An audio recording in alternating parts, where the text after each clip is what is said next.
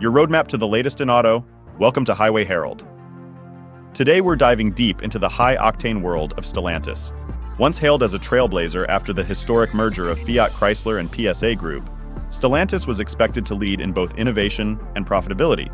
Yet, the road hasn't been smooth.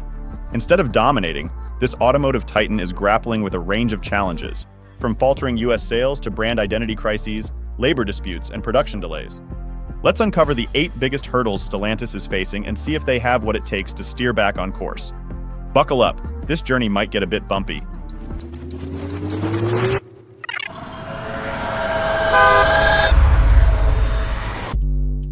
Hurdle number 8, declining U.S. sales and market share. Stellantis once dominated the U.S. market with iconic brands like Jeep, Chrysler, and Ram. However, after a strong 2022, the company's position slipped in 2023, trailing rivals like GM, Toyota, Ford, and even Honda. Reports indicate a 20% drop in U.S. sales over consecutive quarters, with Jeep losing popularity and Chrysler's lineup shrinking. CEO Carlos Tavares' $40 million compensation during a downturn added fuel to the fire, sparking outrage from U.S. dealerships struggling with Stellantis' focus on short-term profits rather than long-term stability. This decline in market share reflects a deeper issue.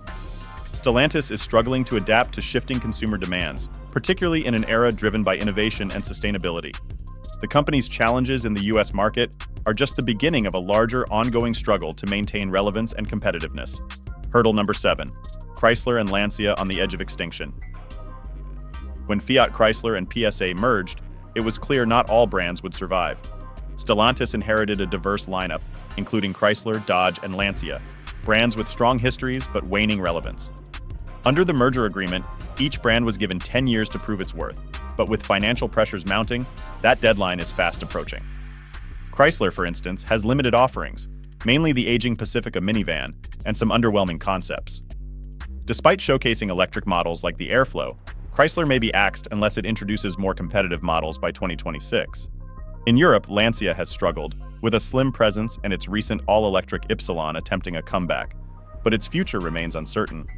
Other brands like Maserati and DS are also at risk, as Stellantis prioritizes more profitable ventures. The potential elimination of these historic brands highlights Stellantis' tough balancing act. They must decide where to allocate resources without sacrificing competitiveness. Will Chrysler and Lancia survive, or are they headed for extinction? Hurdle number 6, labor struggles and job insecurity. With a massive workforce of over 300,000 employees, Stellantis is a heavy hitter in the global auto industry. However, recent years have been marked by labor disputes and job cuts that have left employees questioning the company's commitment. In the U.S., Stellantis made significant promises to invest in American plants after an agreement with the United Auto Workers, UAW. However, these promises seem fragile as layoffs continue to loom large. In Michigan, Stellantis recently announced a $400 million investment in its plants, aiming to produce the new electric Ram 1500 and the hybrid Ramcharger. Yet, this good news was dampened by the company's decision to lay off 2,500 workers at the Warren truck plant. Union members and local communities have voiced frustration, seeing this as a potential betrayal of commitments to the American workforce. Balancing worker expectations with global competition is no small feat for Stellantis. How Stellantis navigates this labor minefield could have lasting repercussions. Any inability to address employee concerns could damage morale and reputation, eroding trust in the very markets they depend on for success.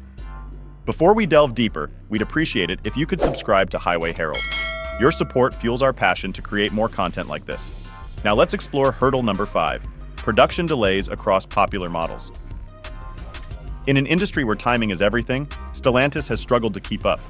Production delays have plagued several models, including their much-anticipated EVs.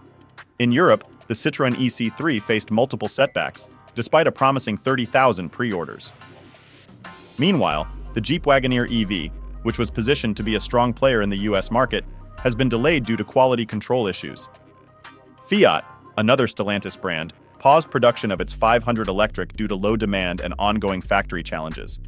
These production hiccups don't just disappoint customers, they hurt Stellantis' reputation, especially as competitors like Tesla and BYD consistently deliver new EVs to eager buyers.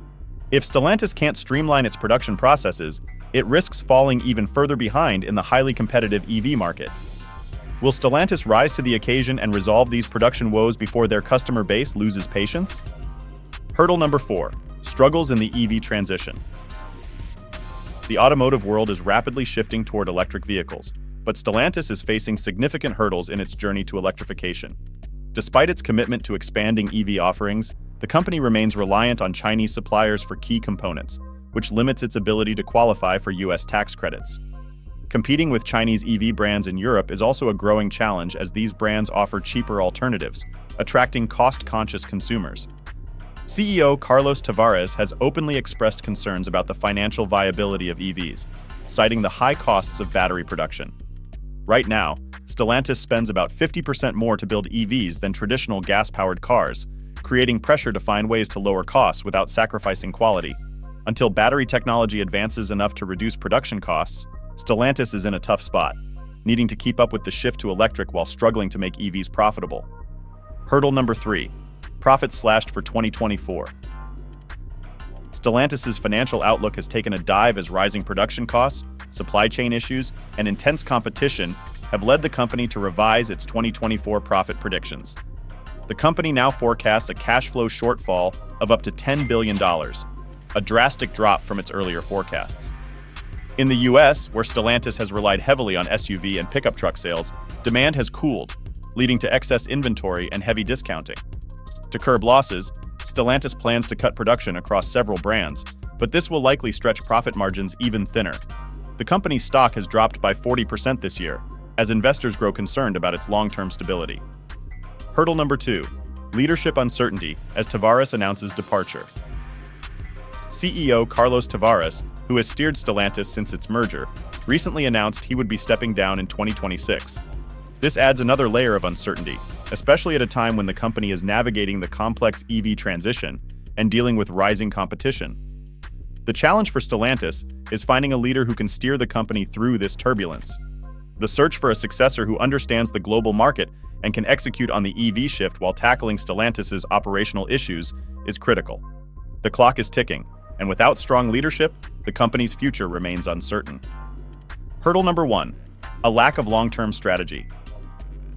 At the heart of Stellantis' struggles is the absence of a clear long-term strategy. While the company has made moves into EVs, sustainability, and advanced tech, these efforts seem more like reactive decisions rather than part of a cohesive, well-thought-out plan. With a vast portfolio of brands and competing priorities, Stellantis has yet to present a unified vision for the future. Consumers and investors are questioning whether Stellantis can keep up with industry changes, and the company's leadership needs to craft a clear, compelling direction. Without a focused strategy, Stellantis risks falling further behind its competitors, which have more defined goals and priorities. So after all these challenges, the question remains, can Stellantis adapt and turn things around? Or are these struggles indicative of deeper, more systemic issues within the company? What do you think? Share your thoughts and experiences in the comments below. And don't forget to subscribe to Highway Herald to stay updated on the latest vehicle news and future videos. Thanks for watching and see you next time.